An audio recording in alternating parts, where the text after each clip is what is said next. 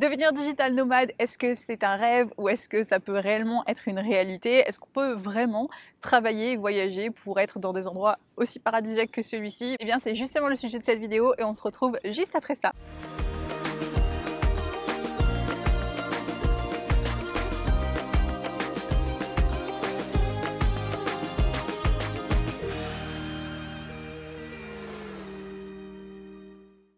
Alors, le statut de digital nomade, c'est un truc dont on parle depuis quelques années. Un digital nomade, c'est quoi? C'est quelqu'un qui bosse sur Internet et qui a le loisir de voyager et de gagner sa vie tout en travaillant.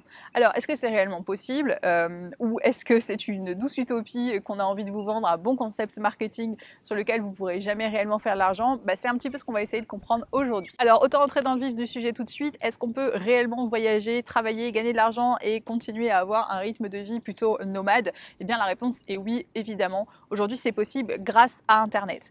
Alors évidemment, il y a différents types d'activités que vous pouvez effectuer si vous voulez vraiment devenir digital nomade.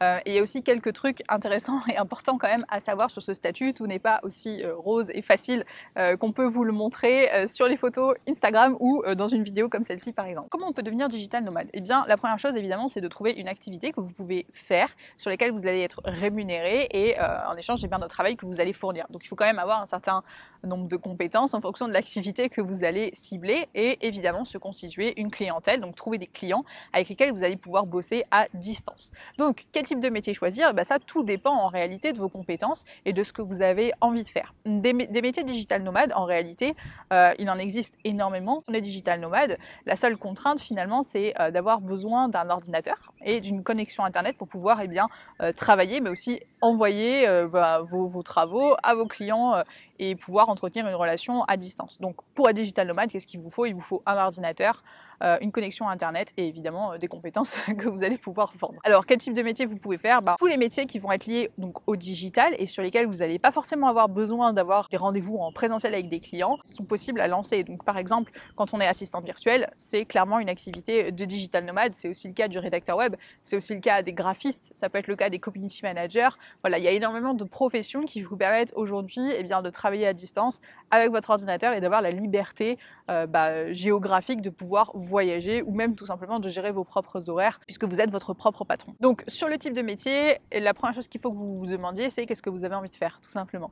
Si votre objectif c'est vraiment de travailler à distance, prenez le temps de réfléchir à vos compétences actuelles, à ce que vous avez envie de faire et d'étudier les différents métiers qui permettent de travailler en ligne et ensuite il vous suffit tout simplement de vous former, de monter en compétences et de pouvoir lancer votre activité derrière. Donc où est-ce que vous pouvez trouver la liste de ces métiers-là?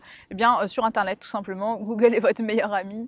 Des métiers du digital, il en existe énormément. Je vous mettrai sous cette vidéo dans la barre de description un lien vers un article que j'ai fait sur le blog sur lequel vous allez trouver une multitude de professions qui vous permettent de bosser à distance.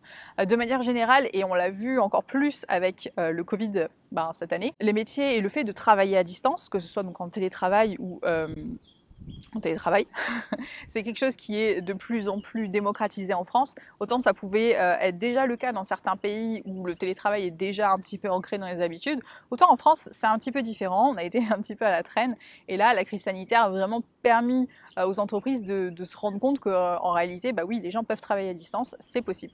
Donc il y a aussi certaines personnes qui vont pouvoir développer un petit peu ce statut digital nomade avec l'entreprise dans laquelle elles travaillent déjà. Ça, c'est aussi une possibilité que j'ai pas forcément évoquée, tout simplement en négociant le fait de travailler à distance pendant quelques jours par semaine ou par mois. Alors, évidemment, c'est sûr que quand on est à son compte, on a beaucoup plus de liberté et on n'est pas restreint au nombre de jours, mais c'est quand même une possibilité.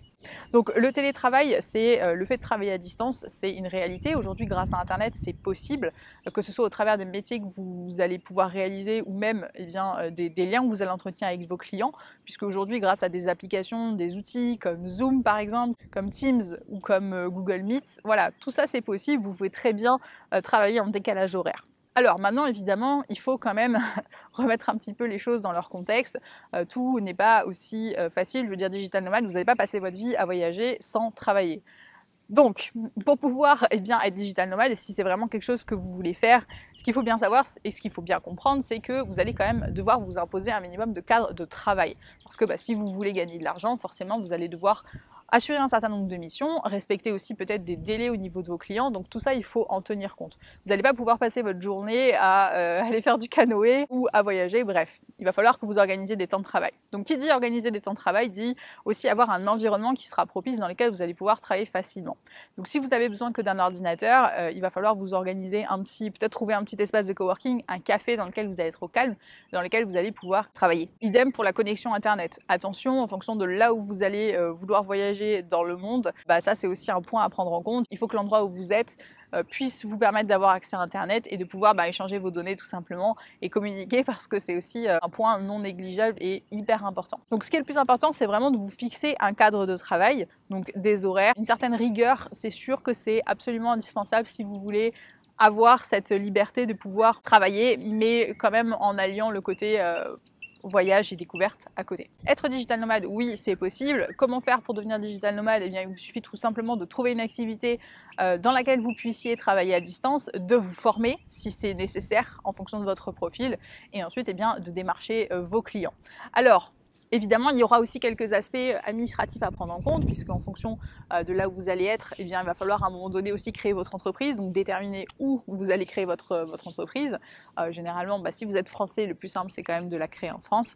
Voilà, il y a quand même un petit cheminement à faire d'un point de vue administratif pour pouvoir lancer votre activité et commencer à vivre en vendant vos services, même si vous travaillez à distance. Donc, devenir digital nomade, eh bien oui, c'est possible. C'est également une liberté que le métier d'assistante virtuelle vous offre. Donc, si vous voulez en savoir plus à ce sujet, eh bien n'hésitez pas à visionner ma masterclass. Elle est gratuite et je vous explique tout ce qu'il y a à savoir sur le métier d'assistante virtuelle, sur ce qu'il faut pour vous lancer, et sur mon programme, donc formation assistant blogueur, qui est un programme en ligne de 4 mois pour pouvoir devenir assistante virtuelle en ligne et lancer votre activité. J'espère que cette vidéo vous aura intéressé, qu'elle vous aura apporté quelques réponses. Si vous avez encore des doutes ou des choses sur lesquelles vous avez besoin d'éclairage, eh bien n'hésitez pas à me laisser un commentaire sous cette vidéo. Je vous dis à très vite pour une prochaine. Ciao!